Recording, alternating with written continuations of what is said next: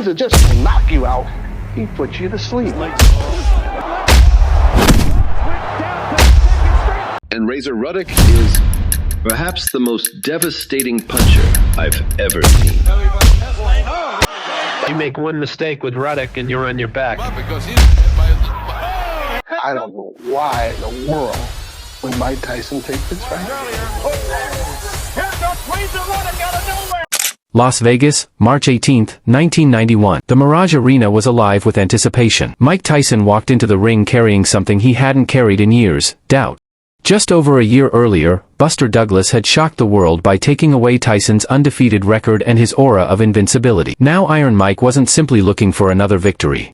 He needed to remind everyone why his name had once terrified the heavyweight division. But across the ring stood a man who had no intention of being intimidated.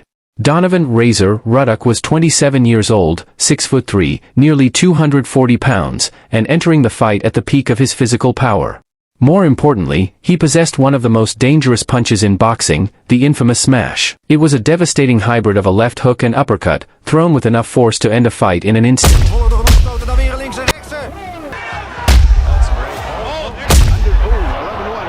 Ruddock had already built a reputation by destroying respected heavyweights, including former champions Michael Dokes and James "Buster" Douglas, proving that his power wasn't just hype. But what separated Ruddock from many of Tyson's previous opponents wasn't simply his size or punching power. It was his mindset. He wasn't afraid of Mike Tyson. That made this matchup different from anything Tyson had faced since becoming champion. Most experts expected a short, violent fight between two knockout artists. Well, I think both fighters are. I think both want to get in this thing early. Tyson entered as a heavy favorite, but Ruddock openly admitted he was willing to take Tyson's best shot if it gave him the opportunity to land his own smash. For once, Tyson was standing across from an opponent who believed he could hurt him just as badly as Tyson could hurt him. And that belief became obvious as soon as the opening bell rang. Tyson immediately moved forward, looking to overwhelm Ruddock with the pressure that had made him famous. Hooks, uppercuts, constant movement, everything was designed to force the Canadian backward before he could establish his range. Cost him if the fight continues. Steele will have to warn him, and then he'll have to take a point. And left by Ruddock. It's done something that stopped Iron Mike. But Ruddock refused to retreat. The fight quickly became a collision between Tyson's speed and Ruddock's raw power. Then, in the second round, Tyson found the opening. A massive left hook connected, sending Ruddock crashing to the canvas. For a moment, it looked like the familiar Tyson story was about to repeat itself. But Ruddock wasn't finished. He climbed back to his feet, absorbed what had happened, and walked straight back toward Tyson.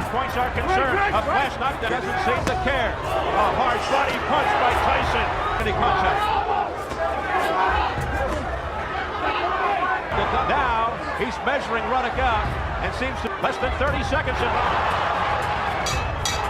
Tyson hitting afterward. Instead of breaking under the pressure, Ruddock began firing back.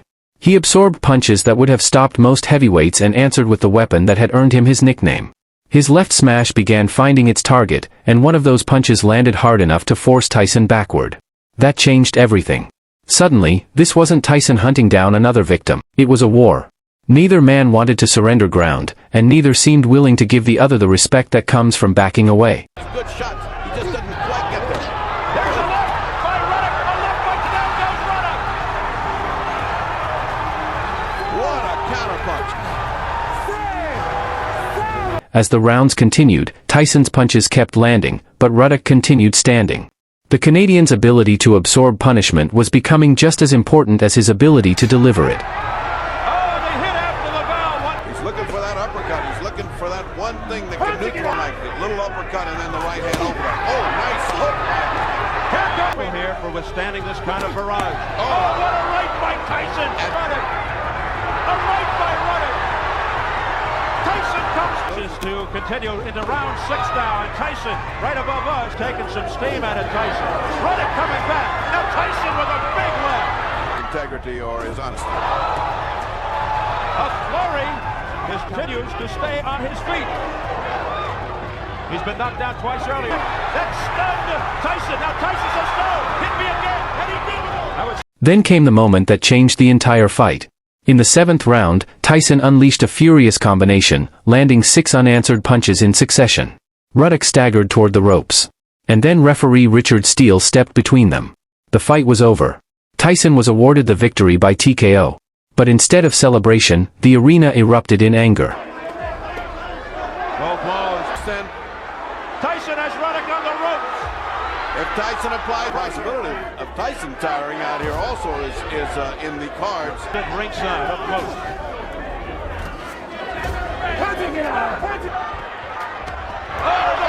Now the right combination. Steele steps in. Ruddock was still standing. He wanted to continue, and those around him believed the stoppage had come far too early.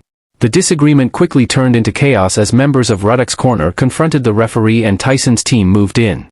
What had already been one of the most violent fights of Tyson's career suddenly spilled outside the action itself. The controversy became impossible to ignore. Ruddock had lost, but he hadn't been broken.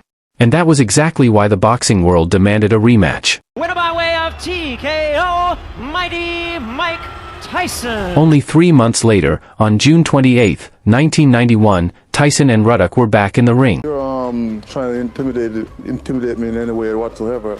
Don't you know that doesn't work? Didn't you try it the first time? Will out, you're in trouble. And I can't wait till the 28th. I'm gonna make you my girlfriend. This time, there would be no controversial stoppage to argue about. No excuses. They're gonna stop me this time at all. I'm gonna be using both hands, and they're gonna be going down this time. It's gonna be a different outcome. They getting sick of him talking about getting this time. It's not just about money at all. If I get him this time, I'll be the happiest man alive. And he wants a rematch. Next time I'll kill him. No unfinished business. They weren't simply fighting for a victory anymore. They were fighting to prove who could break the other man. From the opening bell, both heavyweights met in the center and immediately exchanged punishment. Tyson was faster, sharper, and more precise, but Ruddock continued walking forward. Razor's got to put some hard, stinging punches in there, or else The third man of the ring. absence of the jab from Ruddock. Big right by Tyson. He's got him in there. A solid right hand by Mike Tyson to the That pop that time.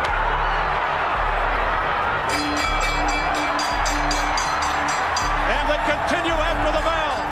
Then, in the 2nd round, Tyson landed a devastating right hand. Ruddock hit the canvas. Ruddock in trouble. Oh, down goes. And he has stopped. He has.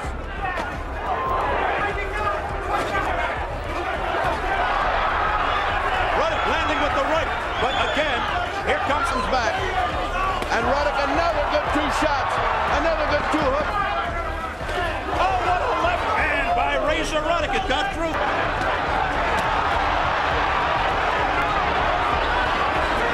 Another.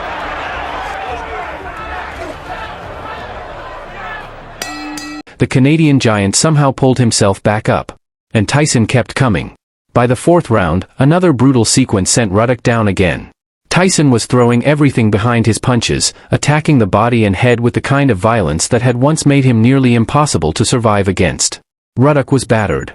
His face was badly damaged, his jaw was compromised, and one eye was beginning to swell shut. He's down for the second time. But somehow, the smash machine kept moving forward. Blood covered Ruddock's face, yet his answer was always the same: fight back. He continued throwing his left smash and refusing to give Tyson an easy moment. Then Ruddock landed one of the most significant punches of the entire fight. A heavy shot struck Tyson around the ear, causing serious damage and leaving Tyson struggling with intense dizziness. Later, Tyson admitted that the ring seemed to spin around him. For perhaps the first time in his career, Iron Mike wasn't simply trying to destroy his opponent. He was trying to stay composed while fighting through pain.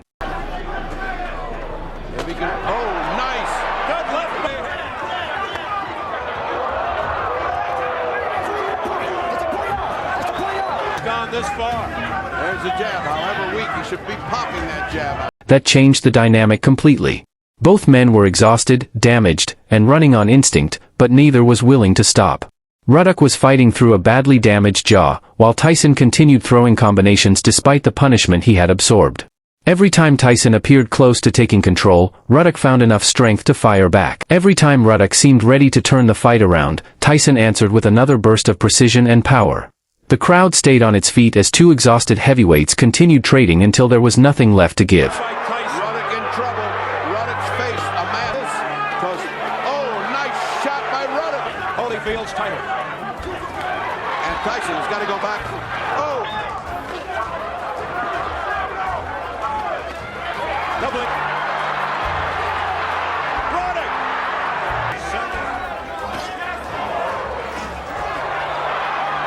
When the final bell finally rang, both fighters had been pushed to their absolute limits. They had spent the night trying to break each other, yet the fight ended with something neither man had shown at the beginning: respect. Tyson won the rematch by unanimous decision, proving that the loss to Buster Douglas had not completely erased the champion inside him. But Ruddock walked away with something of his own.